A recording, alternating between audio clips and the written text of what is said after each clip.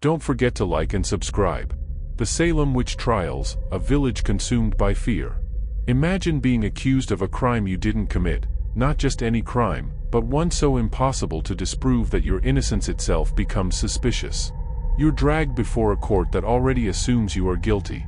If you insist on telling the truth, you will likely be executed. But if you confess, even if it's a lie, you might walk free. To save yourself, all you have to do is name others. This was the horrifying choice faced by the accused during the Salem Witch Trials of 1692. What began as an isolated incident in a small Puritan village spiraled into one of the most infamous witch hunts in history. Over the course of just a year, mass hysteria consumed Salem, leaving over 100 people imprisoned, dozens condemned, and 20 executed. A village on the edge. The town of Salem, Massachusetts, was founded in 1626 by Puritans, English settlers who had left their homeland seeking religious freedom but built a society of strict moral discipline and rigid beliefs. Life in Salem was harsh. The colony was isolated, and survival depended on hard labor, strict obedience, and unwavering faith in God. The villagers were constantly on edge, fearing starvation, disease, and attacks from Native American tribes and French settlers. Their faith taught them that the world was a battleground between God and the devil, and anything unexplained was often attributed to dark, supernatural forces. By the winter of 1692, tensions were at a breaking point. The community had just endured one of the coldest winters on record, and food was scarce. Neighborly disputes, land conflicts, and personal grudges simmered beneath the surface.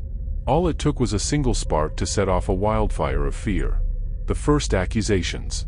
That spark came from the home of Reverend Samuel Parris, Salem's minister.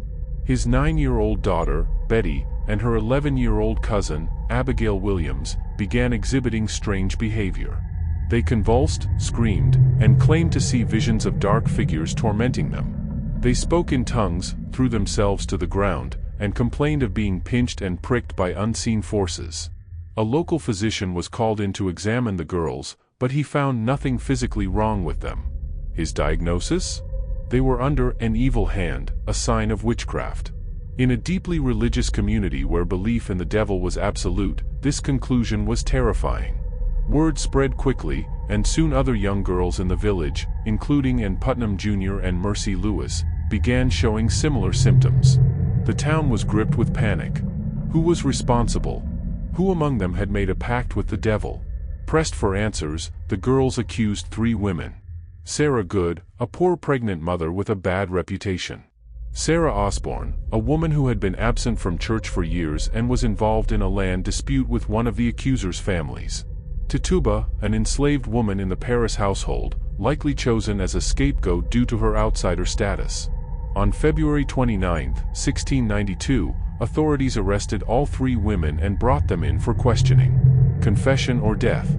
Sarah Good and Sarah Osborne denied the charges, insisting they were innocent. But Tituba did something unexpected. She confessed. Whether she was terrified for her life or believed it was the only way to escape punishment, her confession only fueled the hysteria. She claimed that witches had infiltrated Salem and that Good and Osborne were among them.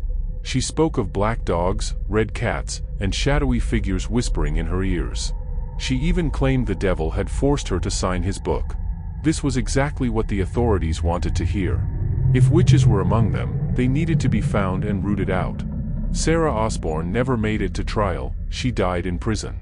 Sarah Good, despite maintaining her innocence, was convicted. Even her 4-year-old daughter was imprisoned and coerced into testifying against her. Good gave birth to another child while in jail, but the baby died in captivity. Soon after, she was hanged. Tituba, despite her confession, remained in custody for over a year before finally being released. A town consumed by fear. Once the first executions took place, the accusations multiplied. More and more people were arrested, and many, like Tituba, made false confessions to save themselves. The trials became spectacles, with accused witches being forced to listen as their former neighbors and even their own family members turned against them in court. Evidence was flimsy at best. The court accepted so-called spectral evidence, meaning that if someone claimed to see a person's ghostly form tormenting them, it was considered proof of guilt. Jurors were often related to the accusers, and speaking out against the trials put one's own life in danger. Even respected citizens, including a former minister, were accused. Judge Nathaniel Saltonstall, disturbed by the lack of fair trials, resigned in protest, but his opposition only made him suspicious in the eyes of the court. Those who spoke out risked being labeled witches themselves. By 1693, over 100 people had been imprisoned, and 20 had been executed, 14 women and 6 men. The youngest accused was only 5 years old. The end of the trials. The madness only stopped when accusations spread beyond Salem. The hysteria reached such heights that even high-ranking officials were no longer safe. When Massachusetts Governor William Phipps's own wife was accused, he stepped in and ordered the trials to end. The courts were disbanded, prisoners were released, and arrests ceased. Over time, public opinion shifted. Many came to regret what had happened, including some of the judges who had sentenced people to death. In later years, the government of Massachusetts issued formal apologies and financial restitution to the families of the accused. But for those who had been executed, no amount of regret could undo the damage. The legacy of Salem, lessons from a town consumed by fear. The Salem Witch Trials ended as suddenly as they began, but their impact would linger for generations. The very court that had once eagerly condemned innocent people to death was now dissolved, and those who had been imprisoned were gradually released. But for many, freedom came too late. Their reputations were destroyed, their families shattered, and their lives forever altered by the weight of an accusation they could never truly escape. In the years that followed, the people of Salem struggled to come to terms with what had happened. Some of the judges, ministers, and townspeople who had played a role in the trials later expressed regret. Judge Samuel Sewall, one of the key figures in the proceedings, stood before his congregation in 1697 and publicly admitted his guilt, begging for God's forgiveness.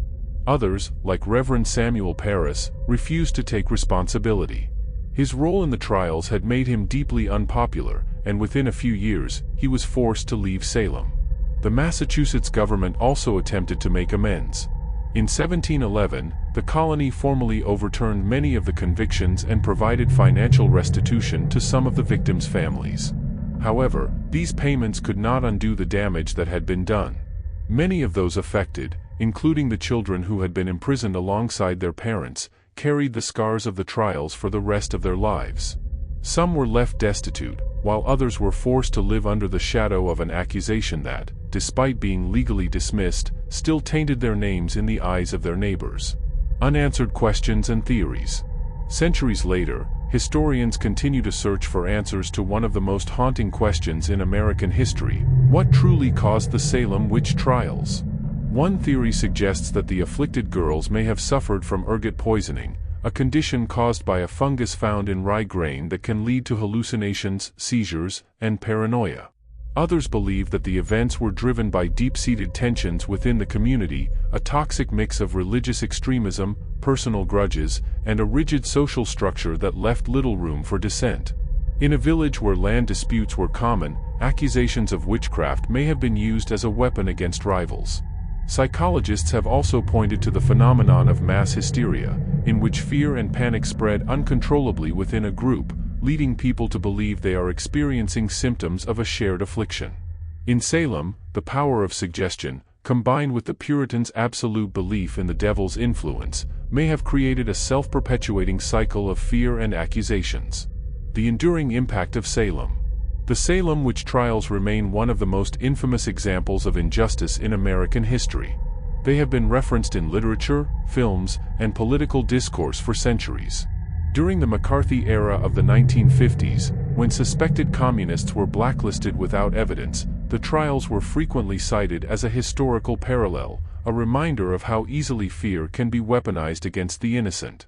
Arthur Miller's play The Crucible, written during this time, drew direct comparisons between the hysteria of Salem and the anti-communist witch hunts, showing how paranoia and power can combine to create dangerous and destructive outcomes. Today, Salem is a town that embraces its dark history. Each year, thousands of visitors travel to the site of the trials, where museums and historical reenactments keep the memory of the accused alive. The names of those who were executed, once spoken in fear and condemnation, are now remembered with sorrow and respect. But beyond the tourism and ghost stories, the Salem Witch Trials stand as a stark warning. They remind us of the dangers of unchecked power, the consequences of mob mentality, and the ease with which fear can overtake reason.